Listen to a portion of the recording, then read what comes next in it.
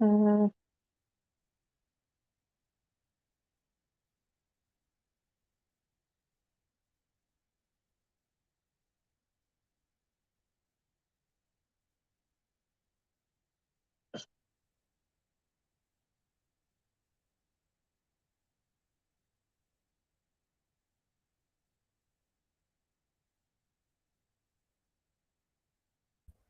mm, There we go. did I get it? Yep. Yay! Okay. Sorry about all that. Oh, It it's was okay. working. I could hear you perfectly fine, but it wasn't picking up anything on my end. So Yeah, those the audio input's always kind of tricky on computers because there's a lot of competing software, like trying to make sure that when you plug something in, it works and just kind of interferes with it. So, but anyway, yeah, no problem, no problem at all.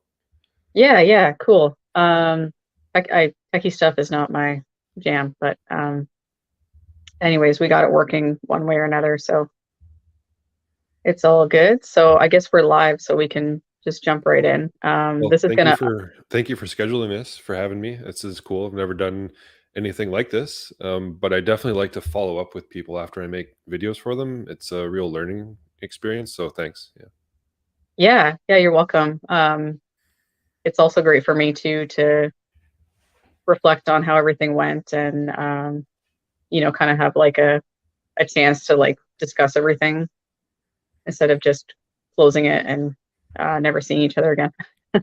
Yeah, that was something I've thought about for a long time actually, is like after you make something, it's not just done, right? Like if you make a feature documentary and you invest a ton of money and time into it, you've got to you've got to be that project's champion, for years and years down the line to get it screened, to get it sold to a distributor. Like you've got to the work doesn't stop once the thing's done. So, If yeah. anything, the project completing is actually just the beginning because all the work of promoting it and people seeing it and sending it places really is like where it goes after that. That's when it really comes alive. Yeah, I mean, there's even it's kind of an academic point, but people could say even that art doesn't really exist without an audience. So, yeah, if you don't get eyes on it, then it doesn't really come alive, right? So, True. Yeah, if nobody's watching it, then really what's the point? yeah. Um, I suppose some people like to keep it to themselves, and I've had times in my life where um, I did want to only create for me, but it was short lived. Yeah, I think you can get flexible with the term audience too. I mean, even if it's an audience of one of your own soul, at least what the art was for, what you were trying to get out of it, you know. So not to say that other people have to see it for it to mean anything. I don't think that's true. I just think that you've got to have a long-term plan for your art if you're really serious about it. Even if that's just keeping it to yourself, but maybe you put it in a really special place. Maybe you clean it, maybe you take care of it, maybe you go back and work on it a little bit now and then, right? Um, so anyway, yeah, did you want to launch into some questions? What did you want to start with? Well, I love all that you just said, by the way. That's very true. You can still evolve on your own without needing to like achieve success per se. You can still like enjoy what you're doing and do it for you and you Yeah, only. yeah. It's really philosophical kind of direction we're going, but um, yeah, I mean, well, that's one of our questions actually. Like, why, what do you get out of being creative? What do you hope to gain? When you do with this kind of work. Yeah, yeah, absolutely. I think you have to constantly be thinking about that. Otherwise, it becomes, I don't want to say the word meaningless, but it's not as, it's not moving as much as you maybe want it to. You don't see Yeah, the growth as much. yeah, you've got to have a goal. Even if it's just sort of make a bunch of money or soothe your aching soul. Like, at least, you've gotta have a direction. Or Um, both of those things. yeah, both at the same time, sure, would be great. Yeah. For sure, for sure. Alrighty, well, let's, I guess, jump into it. What do you think? Yeah, go ahead, go nuts. Perfect. So, do we want to do introductions or anything, or just Sure, yeah. Do you jump wanna go in? first? This is your Sure, show. it's my show. I'm the host. So hey everybody, I'm Meggi Faye. I'm a singer-songwriter. I live in Amherstburg, Ontario. Um, a few months ago, I hooked up with Wesley Mcdonald from Candlebox Productions, and I'll let him introduce himself. But we are here to talk about the making of the music video Howling Wind and how that all came together, and just the work that was put into it, and how we both felt about this project before, during, now that we're in the post Post-production. stages of the video. And yeah, I'll take it away and give it over to Wes. Yeah, so I guess I like to call myself a videographer and a filmmaker. I've done a lot of commercial projects, advertisements, anything you can think of, weddings, funerals, even done a lot of different stuff. Also done a couple of short films and short film sort of concepts and just weird stuff. And but Mhm. my first thing is my first love is documentary.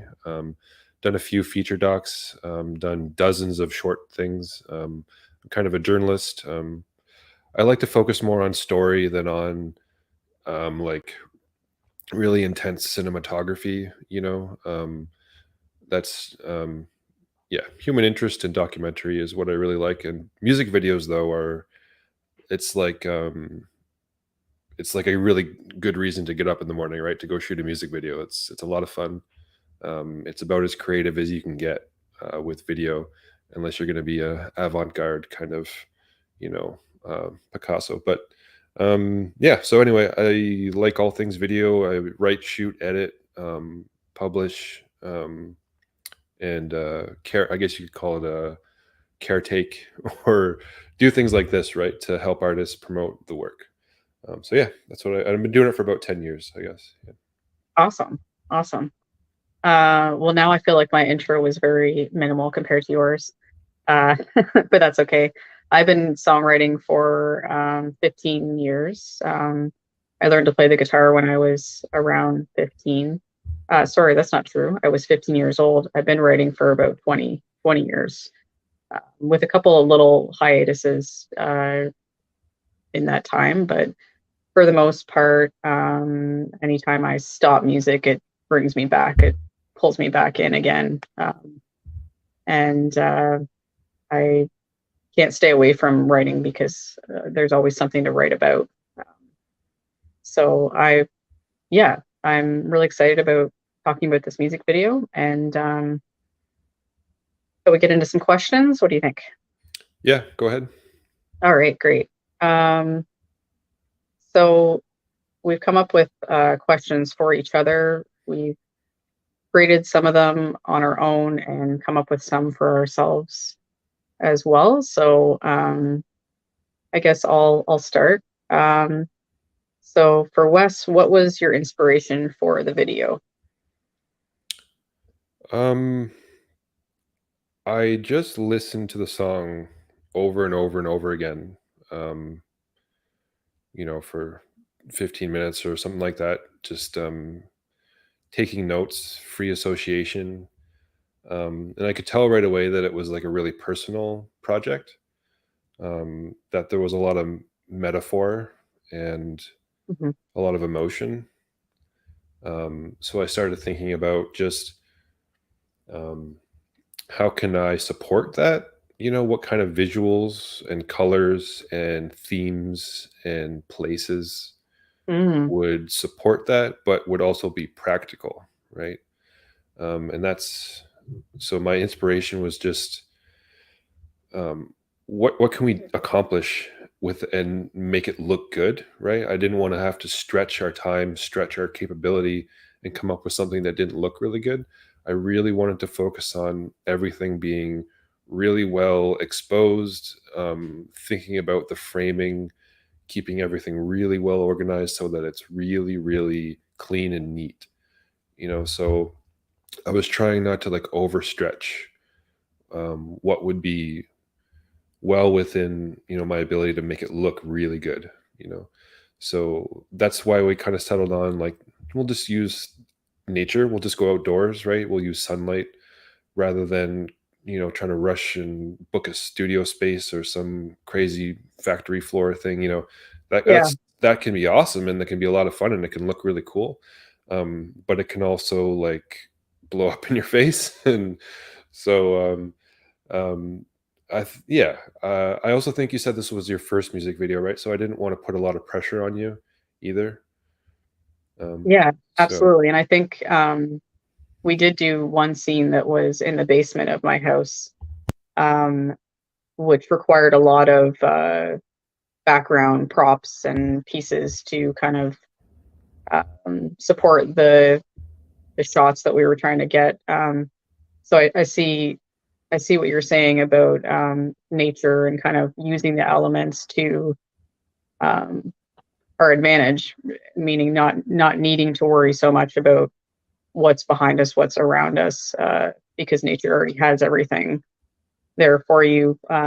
Although we did have, some things to worry about, like where on the beach were we going to shoot, because the beach was just so large and there was so many options for like where we could set ourselves up. Um, yeah, I don't know if I would say there was a lot of options. There was probably very few options because there's only really one right spot. Like we're gonna find a spot and it's gonna jump out at us, and that's the one right spot. That's how I felt about it. Because I wanted to find something that was a little bit dramatic, and those big dead trees that washed up there. I mean, like, that was just luck. That was perfect. That mixture of something kind of eerie, kind of like tree skeleton kind of thing, mixed with the live wind and the waves and the sunlight's very dramatic. yeah, yeah, absolutely. And it was kind of fate in a way that we stumbled upon that, because we had been walking for a little bit, but really it didn't take very long to find um, that Yeah. area, and those trees really tied in nicely to, I think, getting like the vibe that we wanted, but also like just tying into like the emotion of the song as well. Yeah, yeah. That I mean, my inspiration for the video was your song, right? And um, really, just that was it. And the ideas for the different scenes that I gave to you, like, I was willing to just totally scrap that and like do something different if you didn't sort of get inspired by it. Yeah, Um, so I wasn't really attached to anything. I don't sorry, I'm kind of rambling, but that's you okay. know, yeah, I don't know if inspiration, I mean, anyway, I already explained that. Yeah, I just used your song and tried to think of visuals that we could both accomplish and that would demonstrate the themes of the song, right? Yeah, yeah. Okay. Did you want to do my question now? Oh, sure. Um, yeah, I guess so. We touched on this. It's a very personal song, obviously. Do you want to get into more about what the song is literally about, or can you talk just about why you wrote the song? Did you write it for yourself? Is there something deeper there? Yeah. Um, so yeah, sorry. So the question is like, is it a personal song? Yeah, what's it about? What's the deep meaning behind all the themes? Yeah. So I think when I'm thinking about this song, I think about like how life can be very chaotic, and it's it's so important to like try to find your own inner peace in your own space where you can just feel like you're the most at home. Um, so I wrote this song as like a reminder to not like lose touch with yourself. Um, I would say it's kind of like a reminder that we all need to slow down sometimes and just not worry so much about being busy, and just take time to enjoy life. Uh, It's kind of interesting that you say that it's about having to slow down sometimes, because actually my first impression of it was like, oh, she's saying actually we need a break from the mundane and to embrace chaos, and that's how mhm. you get in touch with yourself. So I guess it could go both ways, right? But yeah. Yeah, yeah. I mean, that's kind of the cool thing about music is that like the writer can write something that uh, means something to them and is very personal to them, but then it can be interpreted in a completely different way by the listener. Yeah. Um, and that's yeah, that's the cool thing about music and what music can do for everybody. In terms of like the personal theme, I would say like uh, writing this was kind of therapeutic in a way. Sorry, I'm having a lot of ideas going on right now. That's all right. So yeah, music is like a healing. It's like a healing thing for me. If I feel sad or depressed or anything really, it's kind of a way to uh, get in touch further with how how I really feel and what those emotions are really like what they're trying to tell me. Sometimes I feel stuck and I can't like understand what is really going on with me, and songwriting allows me to like push those boundaries further so that after I write the song, I can look back and say, yeah, like that makes total sense. You know, I went through this, and this in my life, and um, writing that song kind of uh, showed me what was really going on. Like it's like a truth teller in a lot of ways. If that makes sense. Yeah, just the same way that talking to somebody about something difficult, just putting it into words and then hearing them sort of describe it in their own words. I mean, it really can add clarity to difficult emotions you don't really understand or know how to deal with, right? Yeah, exactly. And before I started performing or recording, it was very much just a therapeutic thing for me. And I would often like be in my bedroom in my parents' house, just writing poetry and like stream of consciousness on a paper. And then that turned into songwriting when I learned how to play the guitar. Um, and although now the songwriting has kind of evolved into writing about different topics like the pandemic, I've written a few songs about that, and more like personal relationships with other people. Um, I love to write about relationships as well, but uh, it still has that like element of it where it's like I need to do it um, to heal myself. Yeah, me too, for sure. um, I was going to ask, well,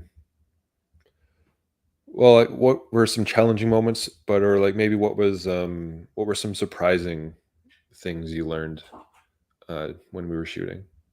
Um, Challenging moments would be well, we had some weather stuff that we had to deal with. We we knew that it was going to rain like off and on, but we weren't. You know, we just wanted to like get started, so we just went for it, regardless of what the weather was saying. So, you know, there was times when it was raining, it was cold. You were covering your camera with a t-shirt. Um, like I wasn't sure if we should just wrap it up because the weather was sketchy, but we just kind of like worked around that and waited for the sun to come back out. Um, Yeah. And, you know, something that I've just sort of like been able to accept recently is like in those moments when things get really hard and you think you should quit, it's probably when you should try to keep going. Because Mm, that might be when you get something really interesting, especially when it comes to weather and stuff like that. Like, yeah, you got to protect the gear and whatever, but yeah. um, when you're cold and you're shaking and it's like, well, people aren't normally out in those conditions, so the video is going to show something people don't normally see. So that's kind of important. That can be useful, it can be expressive. So, um, yeah, I'm glad we stuck it out for sure. Yeah, I was kind of hoping for like a cloudy, kind of gray look anyway. I remember that. Um, Yeah. yeah, it Yeah, didn't really turn out that you way, had but some concerns when we filmed the next day because it was sunny, bright, warm. yeah. And I remember you saying it may be tricky to kind of contrast the both, but I liked the contrast in the video in the sense that there was the bright and sunshine and blue sky, but then the beginning and the end of the song had like some of those nice like gray, darker tones that we picked up on the rainy days. Yeah, yeah. So something we thought was going to be a problem kind of turned out to be it just added a little bit to the character of the video, and it wasn't a big deal, right? Aha. I Yeah. mean, I had to put in a little bit of extra work to when I was color grading the thing and try to match the 2 things up. Like that took some extra time, but nothing crazy. So, yeah, it was good. Awesome. So for yourself, I know you've made a few other music videos before mine. You showed me one that you did near a barn, like a live uh, music video that you had to record like 1,000 times. Um, how do you feel your process has changed since doing your first video compared to working with me? That first video is embarrassing. It's an embarrassing not the video itself, the memory of making it is embarrassing because yeah, I made those guys perform that song beginning to end dozens of times, and, so I learned that, and the reason I did that is because I was so afraid that I wasn't gonna have a clip that was in sync to the song, and now I realize that that was just kinda ridiculous. Like, the thing is so chopped up and it's so, fast, and the camera is moving. I mean, nobody's gonna be able to tell if a drum hit is just a little bit off or you know what I mean? That's not the point. So, and it Yeah, really ruined the song for those guys, for a long time. They still don't like to play it apparently. So, yeah, um, I learned that, the hard work of I mean, this is pretty typical, but I learned that the hard work of video production happens before and after the shoot. You've got to be organized. You've got to write the thing ahead of time. You've got to be very time efficient. Like that's the biggest thing, really. So I've learned that production planning, pre-production is really, really important, especially when you're working with a lot of people or like a five-piece band or something like that. They don't want to be there all day performing the same song over and over. Like, you know what I mean? It's just not going to work. They're going to get tired and they're going to get annoyed, and the energy that's going to come through in the final thing.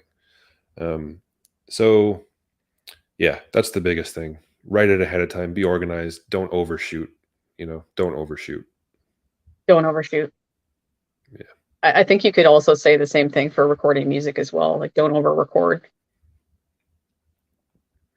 Yeah. They all start to sound the same after a while, and you become hypercritical of yourself. Of you're looking for mistakes instead of recognizing the what's good and what's usable.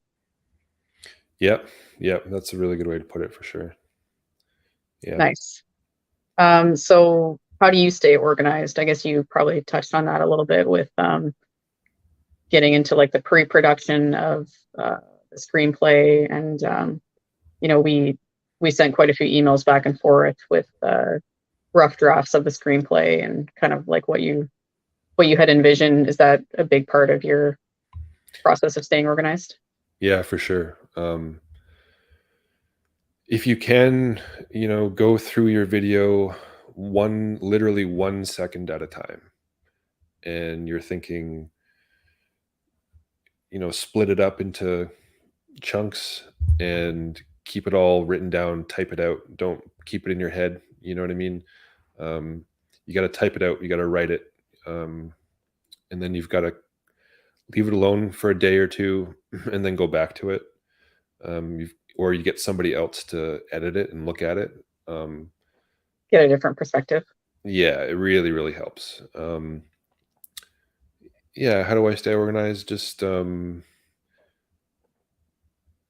I mean, I can give some just like practical video tips, or I can talk more about the like planning of it. As far as video goes, make sure all of your memory cards are empty and formatted before you go out to shoot. The last thing that you want to do is pop a memory card into your camera and you format it because you think it's a card you haven't used today, and then you just delete the last 3 hours of work because you weren't Mm, paying attention to which card you put in your camera. So never delete footage in the field. Just don't do it at all. just Um, bring spare memory cards instead. yeah, fill up a card, put it back in your thing in a different package. Don't even keep it in the same card holder if you have two, right? That's a big one. I've seen people do that. It sucks. I've done it once. It sucks. Um, um, I mean, just common sense stuff. Um, and then when you are editing, I mean, if you're going to edit a music video, you've really got to embrace the kind of non-linear aspect of it, right? You've got to go through card one. This is where all these scenes will go, and these are all of my options for the different little 5-second clips. And which option do I like best? Which option has the best sync? And then you move on to the next memory card, and you build it non-linearly up on the timeline, and that can help you stay synced up with the music. Can Mhm. um, without having to like shuffle clips back and forth by 1 frame or 2 frames, and oh, is it synced up, is it not synced up, you know um, yeah. Staying organized with the click track, I guess that's the big one for music videos, right? Oh, I guess I could tell people. So what we did, right, was I took the song, the fully mixed and mastered recorded song, and I imported it into my video editing software, and I sliced it into 5-second chunks, or like wherever I thought there would be a natural edit, right? Like I listened to it and I thought, okay, we'll probably cut there, we'll probably cut there, we'll probably cut there. Yeah, so there This, was like one shot would be, I got you on my mind today. Cut. yeah, So yeah, that we'd hear the boombox play that line. I'd be set up in my scene. Ed would, Wes would film, and we maybe do sometimes 2 or 3 takes. yeah, Usually we did more than one, right? I'd say for most, just yeah. to We have did some we did at options. least three every time. Yeah. So I think there was about 35 shots that we wanted, and I made sure that the beginnings and the ends of each of those song clips overlapped with one another, so that I could cut and make it like exactly where I wanted without just being limited by where the recording began and ended, right? Where the video recording began and ended. They have to overlap so that you can have a little bit of creativity with exactly the moment where you cut it. Otherwise, you're just constrained by, um, like I said, like the screenplay, and maybe it doesn't totally work out the way you wanted it to. Maybe if you start cutting just with the same structure of the song, it becomes mundane and boring. So it's not just about creating a clip for this verse or this line of the verse, because what if you want to cut in the middle of the line? Maybe we should shoot Yeah. this line of the song in two different scenes. You've got to have that all planned ahead of time. um, Otherwise, you're limiting yourself to what scene can go with what scene. Like you're already basically like you would know what scene is going back to back without having the option of yeah, spacing them yeah, out and yeah, moving them around, playing Tetris with them. exactly. Yeah, you don't want to do that in the field. You don't want to do that on location. That's you'll end up wasting a lot of time, you'll overshoot, and you'll forget to get something, or you'll rush through something important. And you know what I mean. You've got to have it written down, planned. You got to have a production schedule ahead of time. I mean, you can speak this like you're just a solo performer. The song was we didn't do anything crazy, and it was still 2 days of work just to shoot it, right? Yeah, and they were full days too. The first Yeah, day was a bit shorter, but the second day you were at my house until I think it was after dark yeah, by the time that yeah.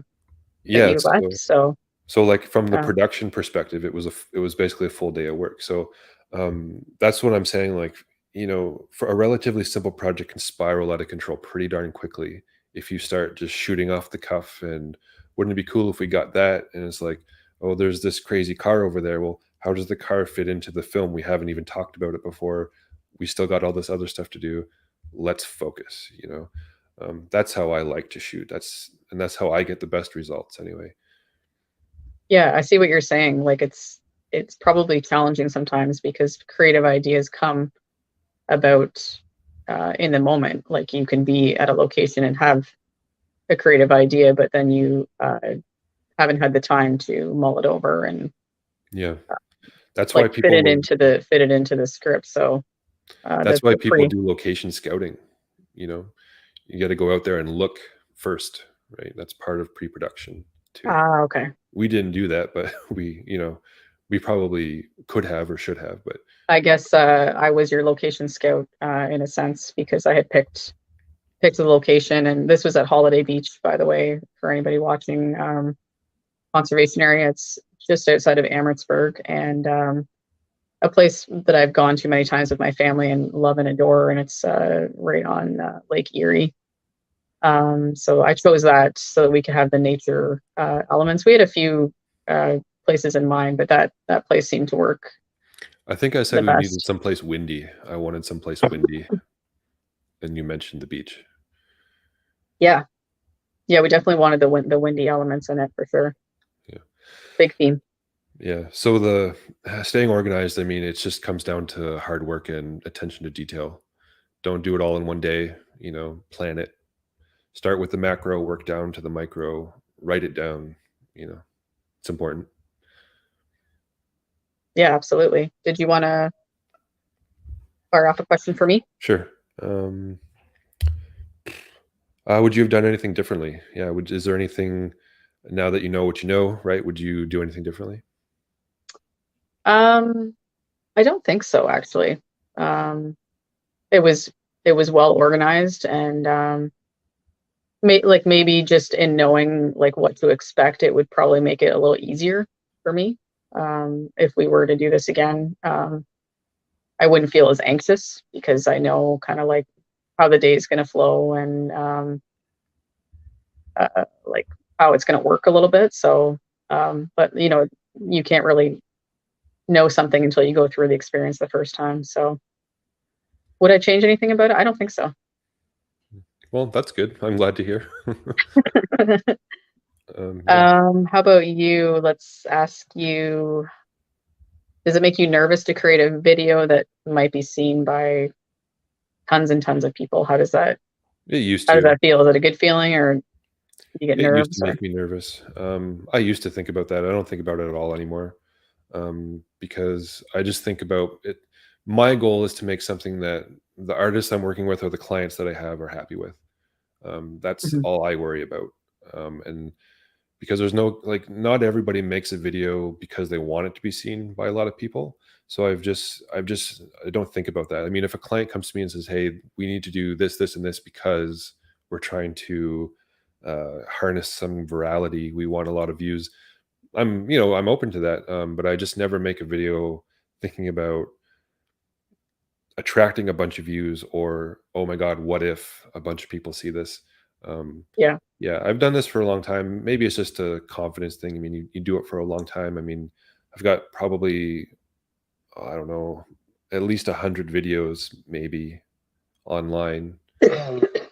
So yeah, I'm kind of numb to it. It's not really embarrassing. I don't feel embarrassed at all about it. Um, I just I'm more like worried about what the client thinks. Yeah. Yeah.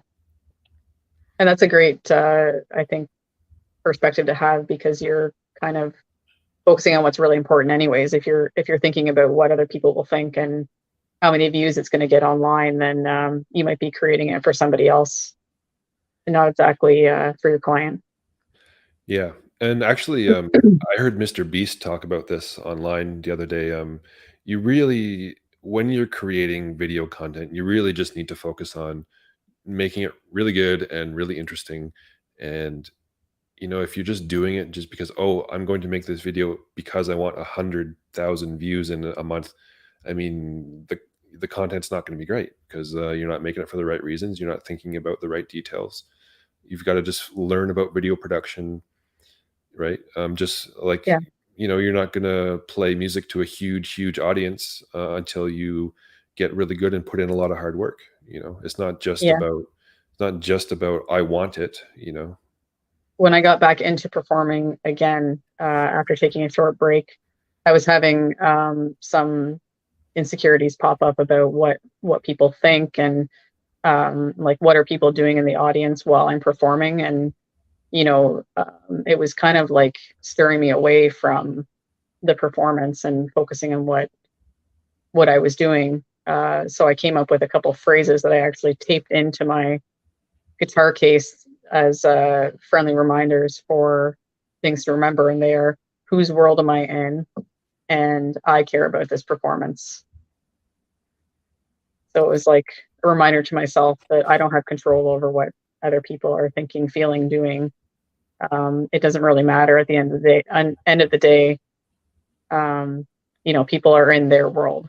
I can't control that. Yeah. And then, Athletes talk about that too. They talk about how at really high levels, it becomes, how do I push my limits? How do I do my best? It's not about we got to beat those guys over there. Like it becomes about um, your own performance, right? It becomes about you are your own worst enemy kind of thing. It's about beating your limits, right?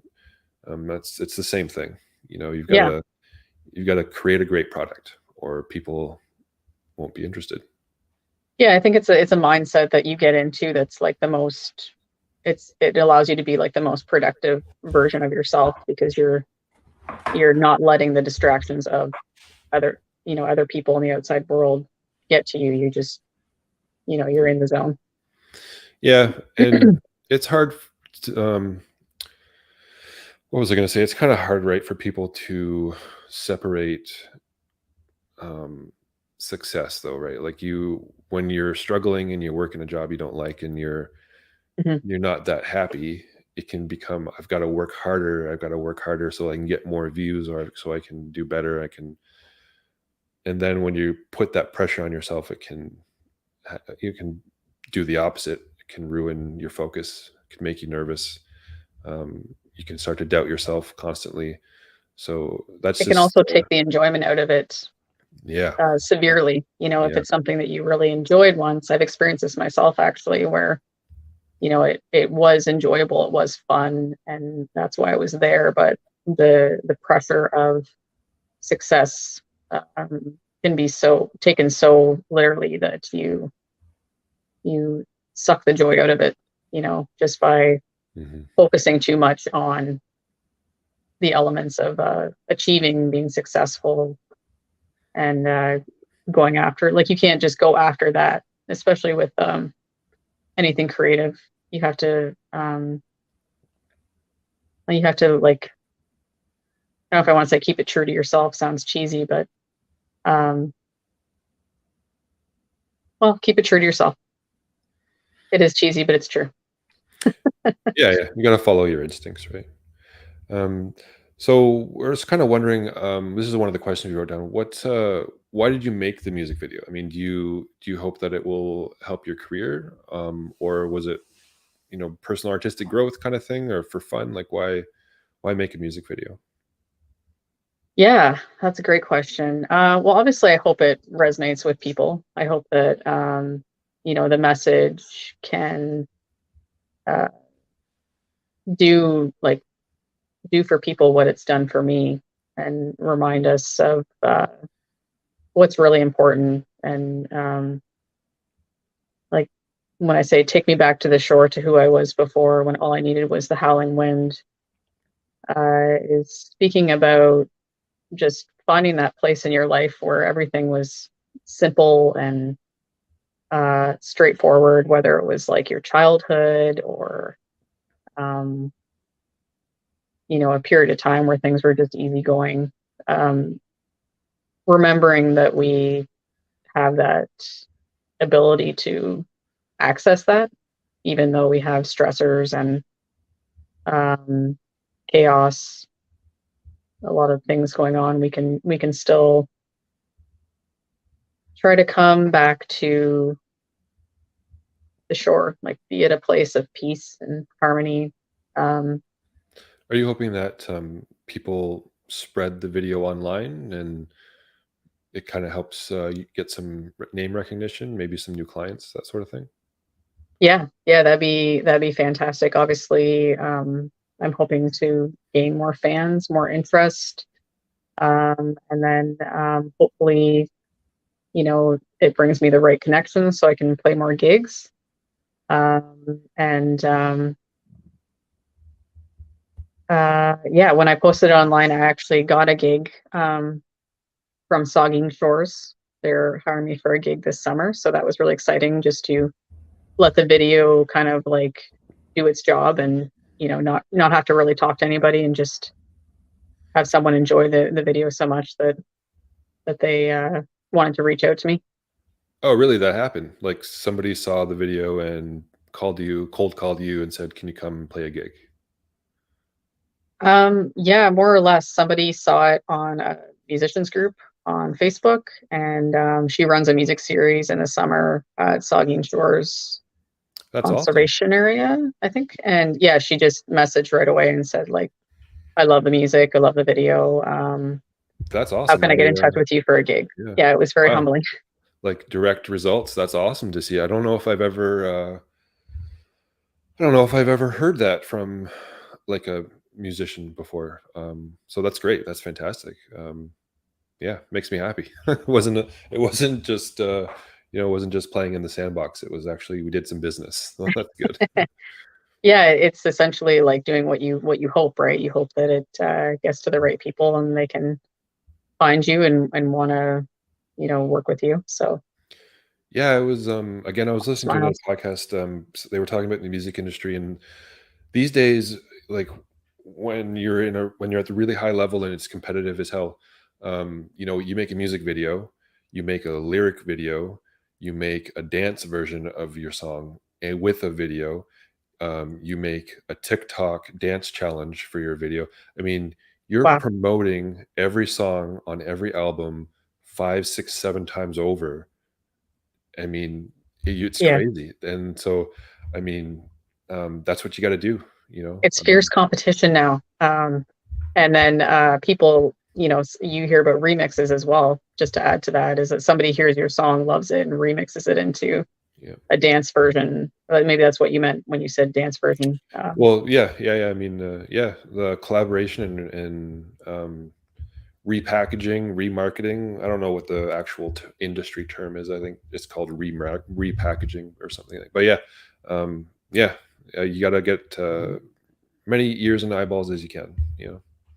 Yeah, absolutely, absolutely. Well, we have a few minutes left. I'm actually expecting somebody to come drop off some flooring soon, so I might have a brief interruption, but Yeah, no worries. um, no big deal. So, do you have any advice for musicians about wanting to make better social media videos? This ties into what you were just saying, actually. How would a musician improve their video making skills at home, like with basic tools and basic equipment?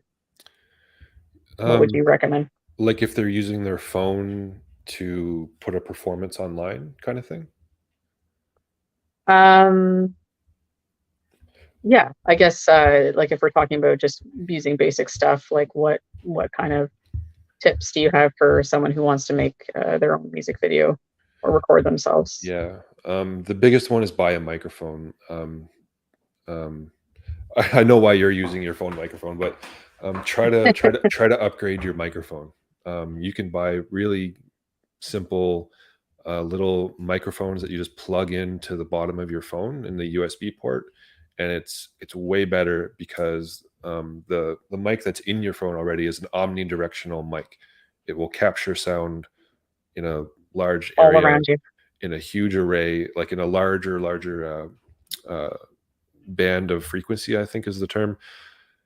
So when you want to buy a condenser mic, that's important. I didn't Audio. actually know that you could buy high quality microphones that plugged right into your phone.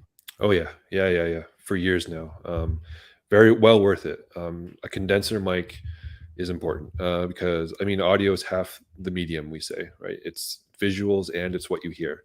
And if half of what you publish is garbage, Oh, you're not halfway there. So, okay, yeah, yeah, go ahead. We'll pause. I've got somebody at the door. Do you want me to come back and we'll just continue? Yeah, sure. Yeah. Okay, Yeah, no I'll be right rush. back.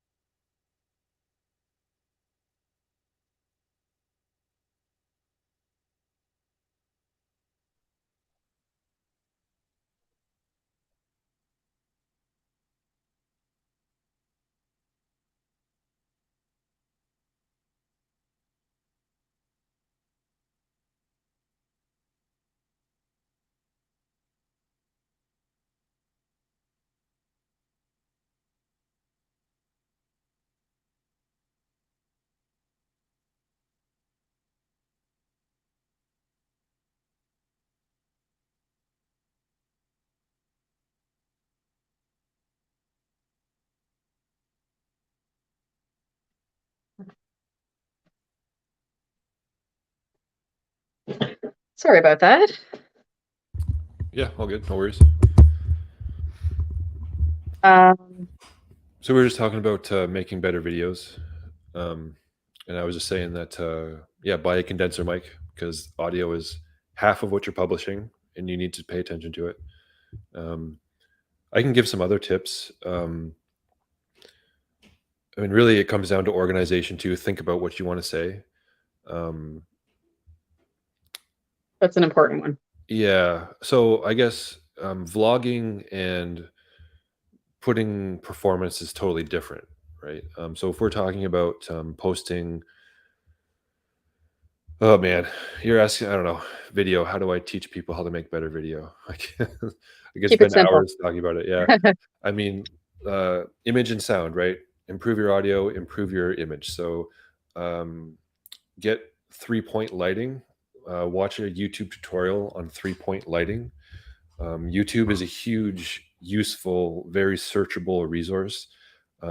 It's basically teaching people how to make better versions of what they've been making for years. Like it's a self-perpetuating video machine, you know. So go to YouTube and look up lighting technique. Um, try to make sure all the lights that you're using are all the same color. Don't put a window behind you. Stuff, you know, just sort of simple stuff like that. You know, pay attention to detail. Um, if it doesn't, you know, if it doesn't look like, what am I trying to say? If you don't have some deep shadows and some bright places in your image, it won't look as exciting. So, like for example, I put some work into lighting myself here. So I've got the kind of highlights on my shoulders and on the back of the chair, but also like down here, there's some other side down here. There's some shadowy It's a bits. mirror to you. Yeah, yeah. So um, dynamic lighting is something that people don't notice because they've been watching their TV their whole lives. And to a lot of people who don't think about it, right? It's just like, oh, I just set up a camera outside and I shoot and it's going to look like a movie. Nuh-uh, right? Like it's dynamic lighting is very it's a art in itself. You know, there's a lot of stuff you can do. I even have an eye light set up here, so I don't know if you can see in my eyes. There's a tiny point of bright light. That's because I have a little lamp sitting right in front of me. Mm, And this is something that, again, people don't notice until you point it out to them. It makes a person look more alive rather than just kind of a dark, glassy eye. which goes, I mean, it's something that goes a long way. It's why people shoot vlogs with the ring lights, because Yeah. it creates a round highlight in their iris that people just think looks glamorous, right? So Oh, okay. um, all of these things matter. Yeah. Well, that's a lot of different tips. Yeah, look Thing. YouTube. Yeah, look up video production technique on YouTube. You can get really simple tips, and you can go up the ladder. Right, there's a lot of stuff there. Amazing. Um, what was I going to say? Yeah, I was just thinking about when we did the video and how uh, the fun that went into getting those stage lights outside when we were working in the basement. Wes wanted to create more light because our basement only has one window in it. So he went outside and set up lights that were shining in through the window. We had so many lights that at one point it switched off the breaker, and we had to go and fiddle with that, Yeah, I get almost that burned back your up and house running down. again. Yeah, yeah, yeah. Man, yeah, that happens like every other shoot. I flip a breaker with those things. Those are old 720-watt tungsten theater lights. They're monsters, and they're very hot, and they suck the juice. And yeah, but it was worth it, right? And the reason we wanted so much light is so that I could get really deep shadows, which seems counterintuitive, right? But what happens is you shine a lot of bright light from a single source on your subject, and then you expose the camera down so that that really bright light is exposed properly in camera. That's going to bring everything else around those bright spots way, way down. So you wind up with a very high contrast lighting profile that just looks really dramatic, right? So yeah, it's not about less or more light. It's about color, and it's about where it is, and you Gotcha. know, Yeah. it matters. You know. I had a lot of great feedback about that scene. Some of the things that I heard were that it reminded people of a cabin. They said it had this very cabin feel to it, where it was like kind of dark and woody, and the lighting just made it look like it was the inside of a cabin, I guess, which I thought was really cool. But I Yeah, think the work paid off on that scene because a lot of I thought it looked really, really nice, but a lot of people seem to like notice it, like they kind of appreciated some of the extra effort that was put into it. that's cool. That's cool. Yeah, it being a cabin, not I'm not 100% sure where that's coming from. Um, I do know you can't really tell it's a basement, right? Is the thing. If you No, look it at doesn't look like a basement. yeah, and I think part of the reason for that is because I got the lights up really high, right, and they're shining down, um, and so windows in houses, right? And what's it called? The awning. Sorry, I'm lowering my mic here. The awning that sticks Okay. out over the edge of your house, right? The eave. Um, the distance between the side of your house and the edge of the eave. That distance is very carefully measured. It's not just looks. It's about and how far down the wall the window goes. It's built in a very, very particular way so that in the wintertime you get more light because the sun travels in a shallow arc, and you get more light. But when the sun in the summertime gets higher in the air and travels in a shallower arc, you get less light coming through that window in the middle of the day when it's hottest. Mm, So that's probably why it doesn't look like a basement, is because those lights are way up high and the light is shining down in through the window, but it's getting cut off sort of. Anyway, I just that's it was strange that those memories just kind of popped into my brain because I was thinking about that while we were shooting it. I was like, oh, the eaves and blah blah blah. I was just, I don't know, my brain, free association kind of yeah, thing. But you're geeking it out. yeah, yeah, that's exactly what it was. But yeah, so what was the question again? um, Oh, well, it was just tips on lighting and stuff. Yeah. we were talking about like videos, and then it kind of turned into that. So we are just about at an almost an hour, 5 minutes away. So my favorite part of shooting the music video was very simple. It was that time when you told me to go through the whole song twice, and I was on the beach just playing my guitar, just singing. That was my favorite part because it was just uh, nice to get in touch with the song again after doing little clips, and it was just a very surreal experience to like be filmed. And I was just thinking while I was writing or while I was singing, I was thinking about how many people are going to see this, and how I'm finally like getting this song done and the video done. Um, and Yeah, I just enjoyed that a lot. And I when I watch the video now, like I can see that I enjoyed it. Like I'm kind of smiling and more like relaxed and stuff. Mhm. So it's I a good noticed that too. memory. Yeah, I noticed that too. And Yeah, so that's something I did intentionally too. Was Yeah, we chopped it up and we did all of the highly organized and sort of mundane bits, right? And then we get that moment, right, where we do the whole song. And probably, I don't know, maybe 15% of the video comes from just those two takes of the whole song. Because we got something really good there. But yeah, I've done that before. So where you go through your screenplay and you shoot all the stuff you have planned, and then you're like, okay, we've got our foundation, we've still got time. Let's do something that we might throw away or it might be awesome. Those are my favorite parts of every shoot too. Was when you're finished your list and you've still got time and the weather is great and everybody still has energy, and that's when you can relax a little bit, and that's when really cool things happen. Um, so yeah, that's I remember that too. That and yeah, those moments are great when you're just like, okay, pressure is completely off. We can still create some cool stuff. Let's do it. Yeah, those moments are great. Yeah, yeah, absolutely. And it was just nice to like take it easy for a minute, and just enjoy the song. And like uh, you get your filming bits as well, so you have something to work with. Um, Mhm. but it was a nice transition to have like I like the flow in the video of like the like having shots of the basement and shots of me walking and stuff. But it was nice that it kind of like always came back to that uh, simple scene of me just playing and singing the guitar. Yeah, yeah.